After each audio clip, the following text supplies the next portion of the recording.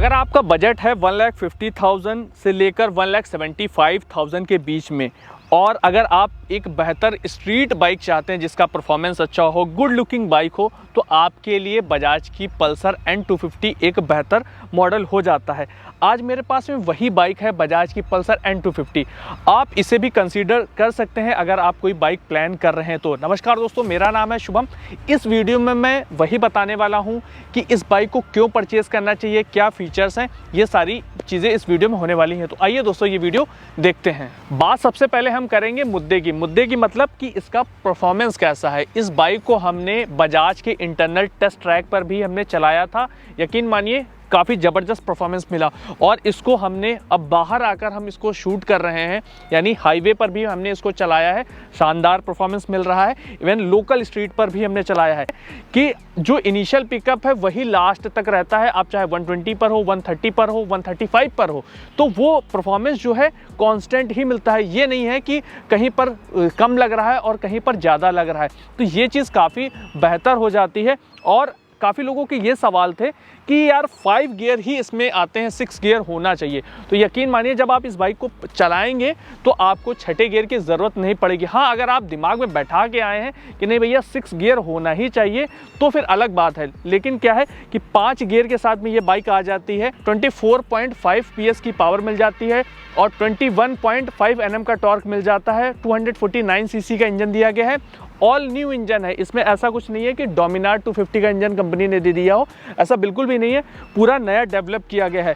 और vibration, stability काफ़ी शानदार है। वाइब्रेशन जैसा इशू नहीं देखने को मिलता है। 120 तक बहुत ही आसानी से ये चली जाती है। दूसरी चीज़ है कि यहाँ पर इसकी कंट्रोलिंग कैसे है।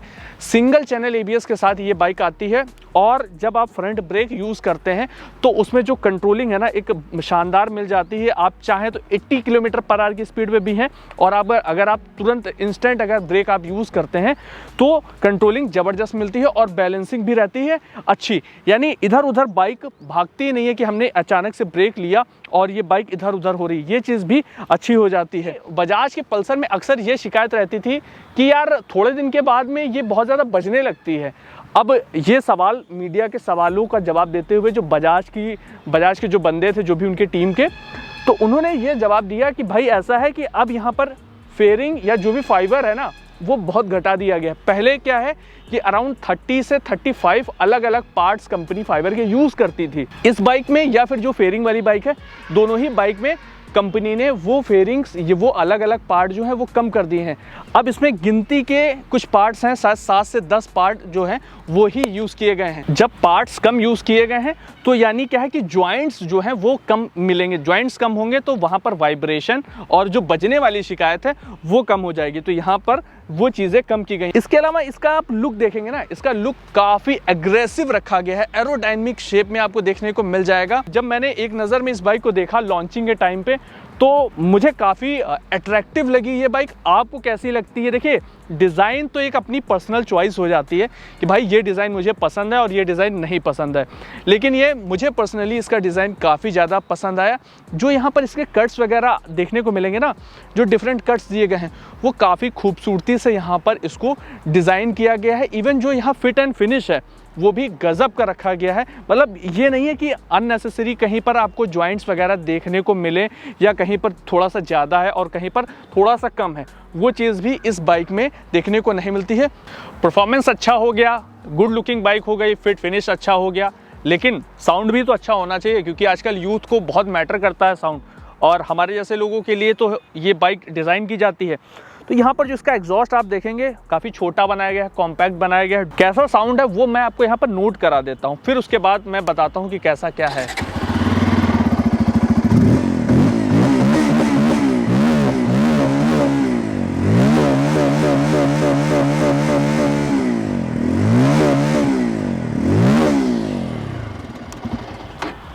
आपको कैसा लगा इसका एग्जॉस्ट नोट, वो आप कमेंट बॉक्स में जाके बताइएगा। मैं अगर पर्सनली बताऊं तो इसका जो है वो बेस जो है वो काफ़ी अच्छा लगा, और एक मोटी आवाज़ निकल कर सामने आती है। इसके अलावा एक फीचर और यहाँ पर दिया गया है कि मोबाइल चार्जिंग सॉकेट दिया गया है। अब अगर क्या है कि आप थोड़ा सा राइड वाइड कहीं करते हो, आजकल इंडिया में बहुत कल्चर है कि लॉन्ग राइड करने का, तो अगर आप इस बाइक को लेके जा रहे हो, मोबाइल चार्जिंग का भी दिया गया जो कि कंपनी ऑलरेडी लगा कर दे रही है सॉकेट। आपको क्या करना है, USB केबल लगा देना है और एक मोबाइल होल्डर लगवा लीजिए इस बाइक में, या फिर आप पॉकेट में रख लीजिए। तो वो फीचर भी यहाँ पर कंपनी ने दिया है। तो ओवरऑल काफ़ी अट्रैक्टिव हो जाती है। अब मेरी हाइट 5'9" है, मैं यहाँ पर बैठ के भी दिखा देता हूँ क्या है कि कैसी सीट पे कैसा पोस्चर आता है।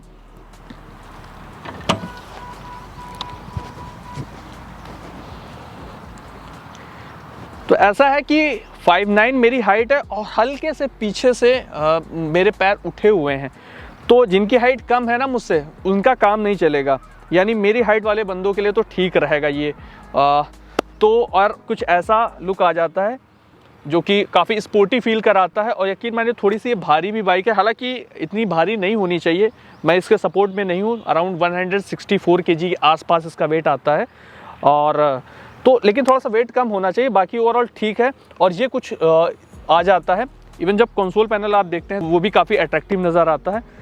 तो ये कुछ चीज़ें हो जाती हैं इस बाइक को कंसीडर करने की। आपको कैसी लगी ये बाइक, आप ज़रूर हमें कमेंट बॉक्स में जाके बताइए। इंस्टाग्राम पे भी फॉलो कर सकते हैं, मोटर बडी हमारा इंस्टाग्राम हैंडल है। और लेटेस्ट न्यूज़ और अपडेट के लिए आप हमारी वेबसाइट पर भी जाके विजिट कर सकते हैं, motorbuddy.co.in हमारी वेबसाइट का एड्रेस है। वीडियो देखने के लिए आपका बहुत बहुत धन्यवाद।